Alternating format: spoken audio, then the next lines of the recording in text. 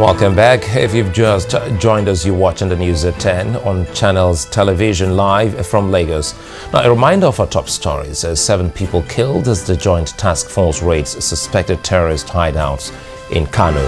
Imo State chapter of the PDP accuses Governor Okorocha of borrowing more funds than the state requires. The state government says it's all fabrication. Frontline candidates in the Anambra governorship election push for more support ahead of the November 16th poll. And hundreds of people feared dead after Typhoon Haiyan swept through towns and cities in the Philippines.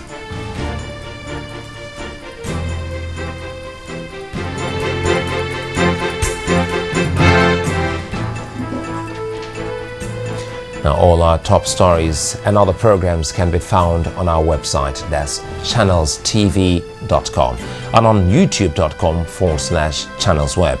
To get us on the move, visit m.channelstv.com to view us live on your mobile device. You can also download the Channels TV app for Android, iOS and Windows phones from their respective stores. You can now interact with Channels TV Eyewitness feature on our Android and Windows 8 platforms. If you have a picture or video to share with us, all you need to do is download the Channels TV Android application on your device, swipe to reveal the Eyewitness menu, and follow the instructions to share your report, pictures, and even videos. Now, the Center for Values and Leadership has urged Nigerian youth to get involved in governance and stop blaming the woes of the country on past generations. As part of the center's tradition of mentoring young Nigerians in value and leadership skills, it brought the Director of African Studies at Johns Hopkins University in the United States, Professor Peter Lewis, to encourage a group of youth from across the country. Nice to have a champion, somebody of strong character, perhaps charismatic, who can lead a reform process and bring together different interests to try and move a situation forward or move the country forward. But it can't be down to one person. It can't be down to one personality. The most effective developmental leaders are the leaders that convene and bring together different interests, technocratic interests, different organizations, different stakeholders to try and work together toward a solution. Institutions matter. When the leader departs the scene, maybe voted out of office, maybe moving on to some other thing, you want to have some sustainability. And if you have a strong coalition and a strong constituency for that reform and strong institutions to support that reform, then the chances of longevity are much greater. It is important to know that nobody gives power to a generation, you take it. You think of Steve Biko, people forget that the Black consciousness movement led by people like Steve Biko, these were people who were in their 20s and that saved their country. The youth of Nigeria must stop talking about the people who have damaged Nigeria and take their country back and make it what they desire it to be. Now, the Ekiti State House of Assembly has passed into law a bill to ensure equal opportunities for all persons and to prohibit all forms of gender-based discriminations and inequalities in the state. The Speaker of the House, Adewale Omiri, who presided over the session, said the decision to pass the bill became unanimous. For this action, the state has become the first to domesticate the Equal Opportunities Bill. After intense deliberation by the 26 Assembly members, the Equal Opportunities Bill is finally passed into law. Our culture says man is the head of the family and we should be responsible for whatever is happening in our family. We are not saying women should not contribute, but they should contribute within the limit of their resources. Reacting after the proceedings, the wife of the Ekiti State Governor, Mrs. Bisi Fayemi, who initiated the bill, said that its passage will not impinge on the rights and responsibilities of the man as the head of the family. If you recall, 2 years ago, Ekiti State domesticated the national gender policy. So we have the Ekiti State gender policy. But it's not enough to have a policy. You also have to ensure that it has the force of law. So now we have this bill which are presented to the House of Assembly, which will ensure that we have equal opportunities for men and women, boys and girls in the Ekiti State. It makes provision, for example, for women's equal access to political participation in decision making. There will be a minimum of 35% provision for women in decision making.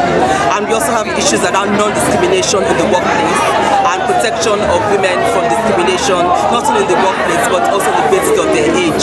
Omomi Ogunlola, a member of the House, lauded what she termed a bold step by both the state government and the State House of Assembly. All the laws being expunged and being pulled together in a codified form that you'll be able to place your hand on it and you can flip through it, and apart from that is in an expatiated form that you can know what the law is saying, even to somebody who doesn't really understand English. But not everyone is so optimistic. Is it the duty of a man to do everything? Our women want equal opportunities, but they are not facing the challenges of equal responsibility. Provisions of the bill include prohibition of discriminations and inequalities generally, the right of women to inherit parents' and husbands' property, and protection of widows and elderly persons.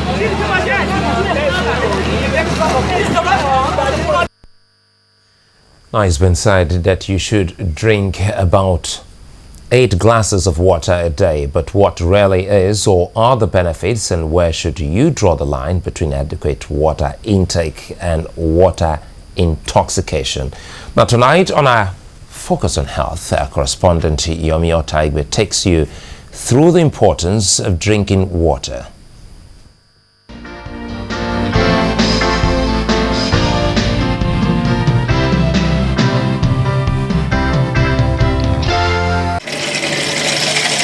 Water, an essential element to human existence, comes from a range of sources. The natural spring, rivers and rains, among many others, provide water for washing, bathing, cooking, and perhaps most importantly, for drinking. There are several factors that determine how much water you take, and these include how active you are, your health, and weather condition of your environment. Every system in your body depends on water, as it helps in flushing toxins out of vital organs, carry nutrients to the cells, and provides a moist environment for body tissues. The benefits of drinking water is quite a bit, quite a whole lot as a matter of fact, because if you want to consider that the human body is made up of almost 70% of water. If you eat food, for example, your digestion cannot be complete until you have had adequate water intake. When there's not enough water to move this food around, the person gets constipated, amongst other things. That is another benefit of water. Then you can look at your skin. There's no luster in your skin when you don't have enough water in your system. Everything looks so dried up. If you be eating so much, drinking, normally you have to urinate. And if there is not enough water in your body, then the urine will be concentrated and it will be very, very smelly. So it is important for us to just drink enough water. Aside from the normal water in liquid form, some fruits and vegetables such as watermelon and tomatoes contain water. But how much of water do you consume each day? A simple question with no easy answer. I can't really count because it depends on the activities I take. Because I walk most of the time. I trek, so if I trek and it's sunny, definitely the water will be increased. But if I'm indoor and there is rain and it's cold, then there is less water. Before I wake up, after I've woken up in the morning, I do take 2 cups of water, as directed, and during my eating, I take a lot of water as well. So and after I finish eating as well, I take a lot of water. At least how many liters? At least 1.5 liters. Maybe 4 to 5 sachets of pure water every day. At least 3 liters. It's much more than that because I know that water is very good. Despite the fact that lack of water can lead to dehydration, in drinking water, a lot of caution must be exercised and medical consultations made by persons with health conditions such as kidney disease. Generally, it is spoken that we should be drinking 8 cups of water per day. When somebody looks at it, you begin to wonder, why would I have to drink all that much water? If you take water in the morning, take some water midday, take water in the night, it will do you a lot of good. You drink too much water, it can be a serious problem, and you drink too little, it also has its own challenges. Everything should be done in moderation.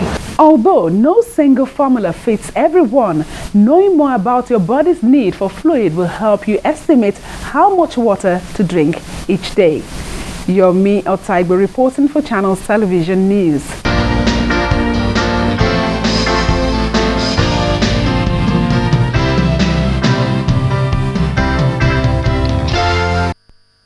Well, still got me thinking there on water intoxication. Well, still ahead on the news at 10, experts identify factors preventing effective implementation of the country's national budget. Join us again.